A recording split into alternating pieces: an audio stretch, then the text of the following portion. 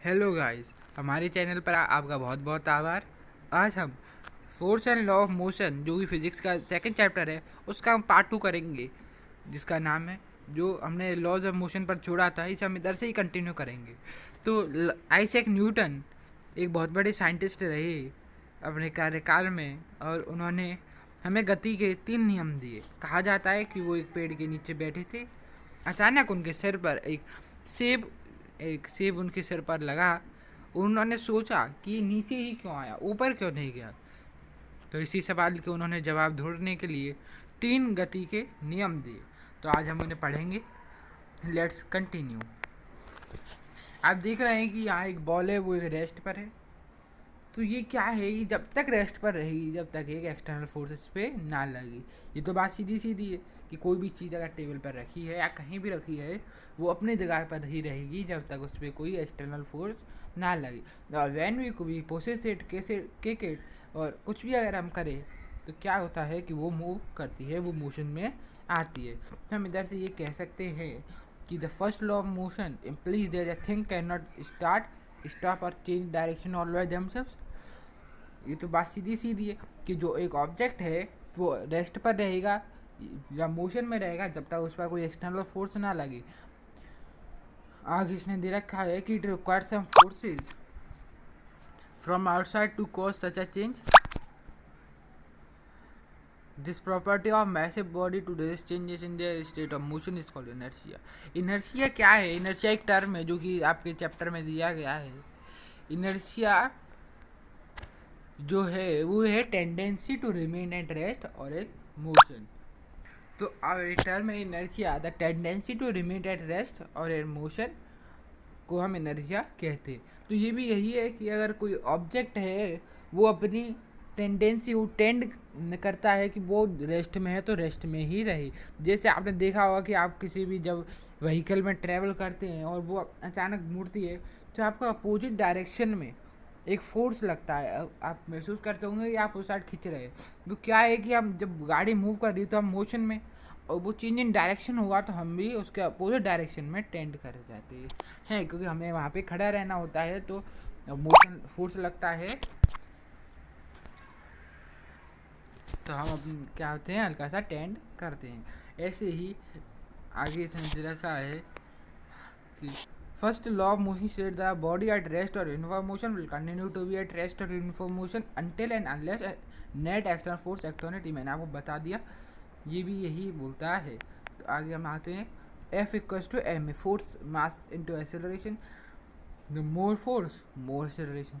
एक ऑब्जेक्ट है, बॉल लीजिए और उस पर आप फोर्स लगाते हैं तो मास और फिर वो इनिशियल वेलोसिटी उसकी जीरो है क्योंकि एक जगह रखी है रेस्ट पर है, आपने फोर्स लगाया वो उसकी और वो कहीं जाके मोशन में आई तो फाइनल वेलोसिटी उसकी बढ़ गई। और हम उसका change in velocity upon time करेंगे तो हमें एक्सेलरेशन फाइंड हो जाएगा। एक्सेलरेशन फास्ट फाइंड हो जाएगा और मास हमें पता ही होगा तो हम फोर्स भी फाइंड कर सकते हैं। ये एक ड्राइवेशन है जो कि आगे हम पढ़ेंगे। तो क्या होता है कि आपने ज़्यादा फोर्स लगाएंगे तो ज़्यादा तेज मूव करेगी, ज़्यादा एक्सेलरेशन होगा। ये तो सीधी सीधी बात हो रही है। The second law of motion describes what happen to the massive body acted upon by an external force. The second law of motion states that the force acting on the body is equal to the productive mass and acceleration. Second force यही है कि जो force है किसी body पर act कर रहा है वो किसके इक्वल होगा, mass into acceleration. Mass into acceleration, force equals to ma। The acceleration is produced by a net force directly proportional to the magnitude of net force in the same direction as the net force in the inversely proportional to the mass of the object। ये मैंने आपको बता दिया, ये तीनों चीज़ एक ही है। ये ड्राइवेशन दे रखा है कि फोर्स क्या है कि change in momentum upon time. एक इसमें टर्म और आता है मोमेंटम। मोमेंटम क्या होता है कि मोमेंटम मास इनटू वेलोसिटी होती है। यानी आपने कोई चीज़ फेंकी तो क्या हुआ, उस पर कुछ मास था, आपने उसे वेलोसिटी भी उसे आ गई, स्पीड भी आ जाएगी, तो मतलब चीज़ सी बात है उस पर क्या होगा, एक मोमेंटम गेन करेगा। तो इसमें मोमेंटम के बारे में थोड़ा आगे दिया है। मोमेंटम क्या होता है, मास इंटू वेलोसिटी। तो mass into velocity, initial velocity और फाइनल वेलोसिटी होगा, यानी इनिशियल मोमेंटम भी होगा फाइनल मोमेंटम भी होगा। अगर फाइनल मोमेंटम को इनिशियल मोमेंट से माइनस करें तो उसे टाइम से डिवाइड लगाएंगे तो हमें क्या मिलेगा, फोर्स मिलेगा।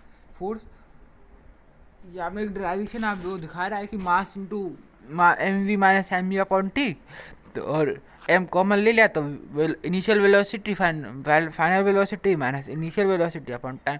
ये क्या होता है, एक्सेलरेशन के बराबर होता है कि change in velocity upon time क्या है, एक्सेलरेशन।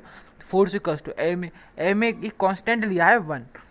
अभी ये आपका क्वेश्चन आएगा 1 ही क्यों लिया, तो साइंटिस्ट ने देखा कि अगर हम मास को 1 kg रखते हैं, फोर्स को भी 1 kg रखते हैं, एक्सेलरेशन भी 1 kg रखते हैं, तो एक जो कांस्टेंट है वो भी 1 आ रहा है। यानी कोई भी वैल्यू अगर हम रखते हैं इनकी तो कांस्टेंट 1 आया, तो ऐसा यूनिट कांस्टेंट की 1 हो गई। तो यहाँ से हमें जो फाइनल एक्सप्रेशन की बात करें तो वो force equals to M again हुई। तो आपको इसके ड्राइवेशन पता चला।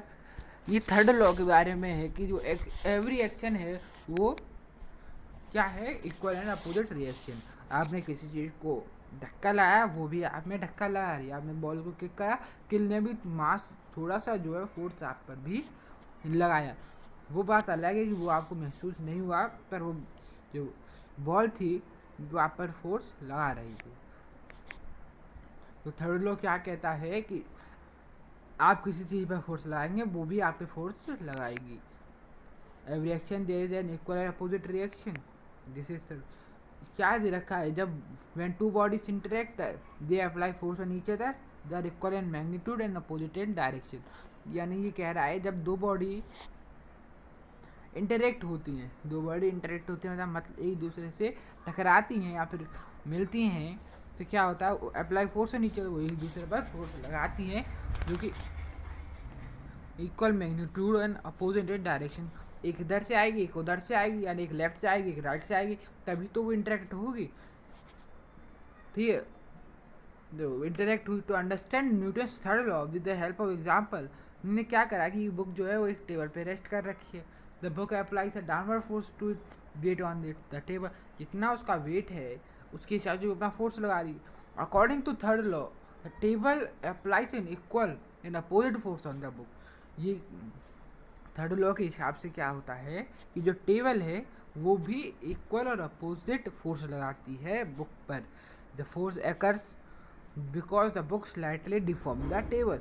फोर्स कैसे आया कि उसने हल्का सा टेबल पर डिफॉर्म हुआ, जिसको कि आपने उसे रखा तो हल्का सा तो फोर्स उस पर भी लगा, जो कि क्या हुआ, टेबल ने उसे पुश बैक करा लाइक ए कॉइल्ड स्प्रिंग, हल्का सा उछाल आपने देखा होगा। तो यही क्या है, न्यूटन का थर्ड लॉ है, और इसे कंजर्वेशन ऑफ मोमेंटम भी कहते हैं। कंजर्वेशन मोमेंटम यानी कि जो चेंज इन फाइनल मोमेंटम होगा तो वो चेंज इन इनिशियल मोमेंटम के बराबर होगा। ये कंजर्वेशन ऑफ मोमेंटम है कि हमारा जो मोमेंटम है वो कहीं वेस्ट नहीं जाता, यानी जो मोमेंटम इनिशियल है वो फाइनल में भी होगा। दैट्स ऑल, ये हमारा सेकंड चैप्टर खत्म हो गया है। प्रैक्टिस क्वेश्चन हम कुछ लगाएंगे, नेक्स्ट पार्ट में हम प्रैक्टिस क्वेश्चन की प्रैक्टिस करेंगे। Thank you. आपको पता ही होगा कि हमारी जो CBSE ने 9th क्लास या फिर 9th से अब क्लास के लिए MCQ टेस्ट होगा, तो प्रैक्टिस क्वेश्चन हम MCQs रखेंगे। तो हमारी नेक्स्ट वीडियो का इंतजार करना, हमारे चैनल पर